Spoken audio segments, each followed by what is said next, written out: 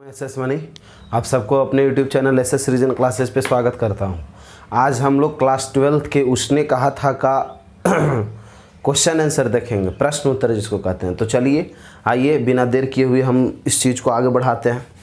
देखिएगा, आपका पहला प्रश्न है ना छोटे, उसने कहा था कहानी कितने भागों में बटी हुई है ना। उसने कहा था कहानी कितने भागों में बटी हुई है। आज हम सिर्फ और सिर्फ क्वेश्चन ना लिख करके आंसर उसका लिख रहे हैं। आप सब लोग के पास किताब है ना, किताब है ना, कमेंट में बता दीजिएगा, ठीक है। अगर आप चाहिएगा कि सर क्वेश्चन भी साथ में लिखें तो कोई टेंशन नहीं है, नो प्रॉब्लम नो टेंशन, लिख देंगे। लेकिन आशा ही नहीं, हमको पूर्ण विश्वास है कि हमारे बच्चे के पास किताब अवश्य होंगे। युद्ध के मैदान में लड़ने जाइएगा, जब आपके पास हथियार नहीं रहेगा तो आप लड़ पाइएगा नहीं ना। तो ये आपका हथियार है, सोच लीजिए, ये आपका हथियार है और इसको रखना बहुत ज़रूरी है, समझ रहे। चलिए तो देखिए हम लोग आते हैं, ध्यान देते हैं। उसने कहा था कहानी कितने भागों में बटी हुई है? 5 भागों में बांटी गई है। कितने भागों में बाबू? 5 भागों में बांटी गई है ना, बटी हुई है। जिसमें 3 भाग में युद्ध का वर्णन है। जिसमें 3 भाग में कौची का वर्णन है? युद्ध का वर्णन है। जिसमें 3 भाग में कौची का वर्णन है? युद्ध का वर्णन है। चलिए अगला प्रश्न देखिए, हम कुछ प्रश्न छोड़ भी दिए हैं, वो आप लोग के लिए। HW हॉर्लिक्स बार घरे बैठल बैठल का करबा, कुछ तो कुछ लिखवा ना, तो आप थोड़ा सा जरूर अवश्य बनाइएगा, समझ गए बाबू। देखिए दूसरा, कहानी के पात्रों की एक सूची तैयार करिए। तो देखिए हम शुरू में लिखवाए थे, याद रखिएगा, ध्यान दीजिएगा। कहानी के हम प्रमुख पात्र लिखवाए थे, लहना सिंह, लपटन सिंह, सूबेदार सूबेदारनी, बोधा सिंह, बजीरा सिंह, कीरत सिंह, सूबेदारनी, सब हम लिखा चुके। अब उसी चीज़ को यहाँ उत्तर देना, वही सूची तैयार हो गया, उतना लिख दिए, हो गया, है ना। चलिए अगला प्रश्न है तीसरा, लहना सिंह का परिचय अपने शब्दों में दें। तो बताइए लहना सिंह कौन था, कैसे उसको प्यार हुआ, कहाँ से हुआ, प्यार के बाद आर्मी में भर्ती हुआ, क्या किया, नहीं मतलब सुनाए तक तनी मनी समझ में आया ना जी। तो सब काम हम ही करें, आप लोग के लिए कुछ छोड़ दिए हैं, है ना। नहीं बनेगा तो कहिए कि सर नहीं बना, तनी आप भी बना दीजिए। तो ठीक है, बना दे भाई, वही स्थिति में क्या दिक्कत है, समझ गए नू, बुझला। चलिए अब इधर देखिएगा, ध्यान दो। चला अगला, पाठ से लहना और सूबेदारनी के संवाद को एकत्र करें। संवाद का मतलब होता है छोटे बातचीत। संवाद का अर्थ कुछ होता है बातचीत। तो लहना और सूबेदारनी क्या बातचीत करते थे, उनका क्या तरीका था बातचीत का, है ना। वो सबसे पहले मिले तो कौची किए, नहीं किए, तो पहले लिख दीजिएगा बचपन के संवाद, है ना। बचपन के संवाद, लड़का लड़की से कहता है तुम्हारा घर कहाँ है, तो लड़की कहती है मगरे में। तो लड़की भी पूछती है लड़का से कि तुम्हारा घर कहाँ है, तो मांझे में। बस समझ रहे हैं। तो आपको इस प्रकार से लिख देना है। उसके बाद लिख दीजिएगा 25 वर्ष का संवाद, 25 वर्ष बाद का संवाद, है ना। तो आप जो कहानी हम सुनाए थे 25 वर्ष बाद वाला कि गेले है लहना सिंह, है ना, उनखर घरे, तो उनखर जो सूबेदारनी कहलथिन कि तू हमारे बचपन के प्यार है, तोरा हम बचपन में बड़ी प्यार कर रही, तू हमारा बड़ी प्यार कर रहा, लेकिन का करियो, जा रहा दूसर घर तो चल गलियो तोरा छोड़ के, है ना।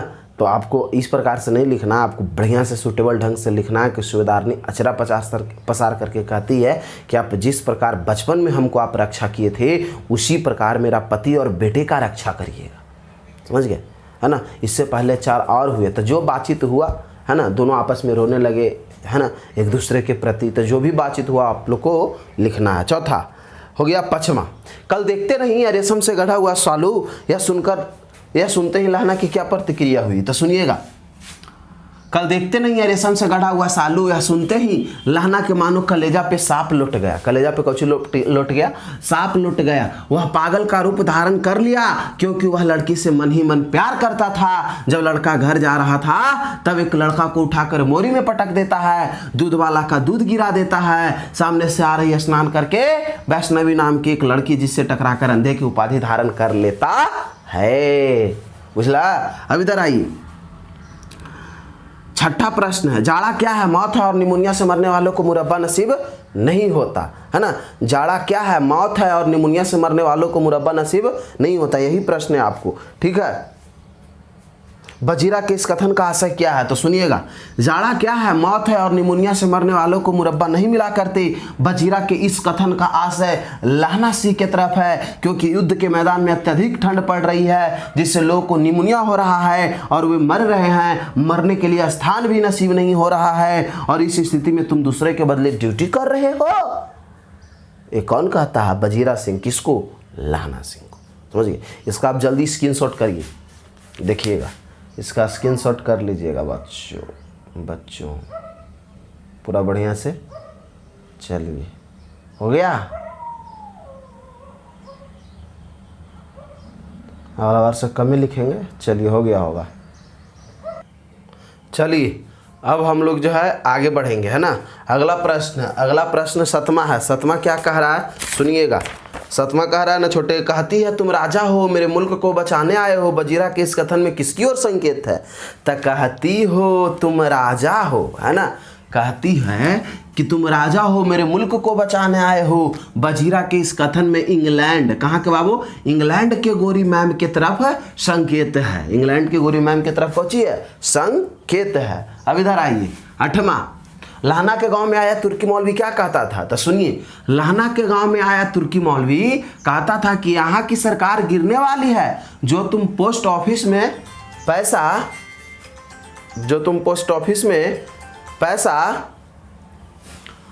पैसा जमा किए हो ना, निकाल लो। और इतना ही नहीं, वह औरतों को बच्चे होने का ताबीज बांटता था और कहता था तुर्की के लोग बड़े पंडित होते हैं, जब यहाँ आएंगे तो गौ हत्या बंद करा देंगे। कौन हत्या बंद करा देंगे?